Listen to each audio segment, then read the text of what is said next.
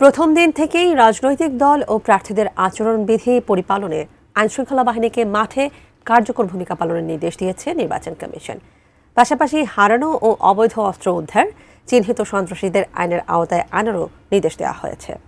বৃহস্পতিবার রাজধানীর আগারগাঁওয়ের নির্বাচন ভবনে আইনশৃঙ্খলা বাহিনীর সঙ্গে বৈঠক শেষে এসব কথা জানান ইসির সিনিয়র সচিব আখতার আহমেদ। আরও জানাচ্ছেন মাহফুজা মোসলেহি। আগামী জাতীয় নির্বাচনকে সামনে রেখে আইনশৃঙ্খলা বাহিনীর সঙ্গে বৃহস্পতিবার সকালে দ্বিতীয় দফায় বৈঠক করে নির্বাচন কমিশন।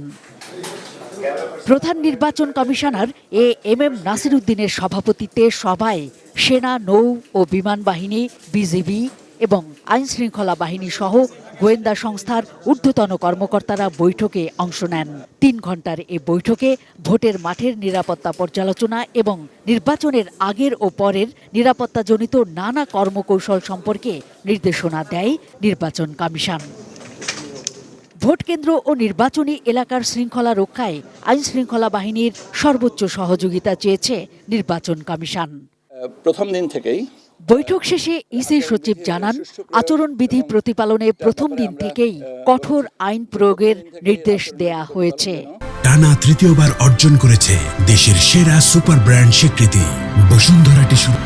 আমাদের মাঠ পর্যায়ে যে electoral enquiry committee, judicial magistrate, executive magistrate, এর পাশাপাশি সেনাবাহিনীর ম্যাজিস্ট্রিয়াল পাওয়ার 28 ফেব্রুয়ারি 2026 পর্যন্ত বর্ধিত করা হয়েছে। যে সমস্ত আর্মস রিকভারি করা যায়নি, লস্ট আর্মস এবং ইলিগাল আর্মস, এই দুটোর ব্যাপারে যেগুলো গোয়েন্দা তৎপরতা বাড়াতে হবে এবং সন্ত্রাসী যারা আছেন চিহ্নিত তাদের বিষয়ে আরও নজরদারি রাখতে হবে এবং প্রয়োজনে তাদেরকে আইনের আওতায় আনতে হবে।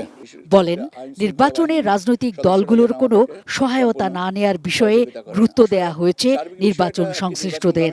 লোকাল পলিটিক্যাল লিডার্সদের কাছ থেকে যেন আমাদের আইন শৃঙ্খলা বাহিনীর কোনো সদস্য হসপিটালিটি গ্রহণ না করেন, যে আপনারা এসছেন, আপনাদের থাকা খাওয়ার ব্যবস্থা আমি করছি, আপনারা নিশ্চিন্ত থাকেন, এই ব্যাপারটার থেকে আমরা বলেছি বিরত থাকতে হবে। ডিজিটাল অপতথ্য রোধে ইসির পক্ষ থেকে নির্বাচন কমিশনে বিশেষ সেল থাকবে বলেও জানান কমিশন সচিব। এখানে আমরা একটা মনিটরিং সেল করব, আর সেই সাথে সাথে মাহফুজা মোসলেহি, এটিএন নিউজ, ঢাকা।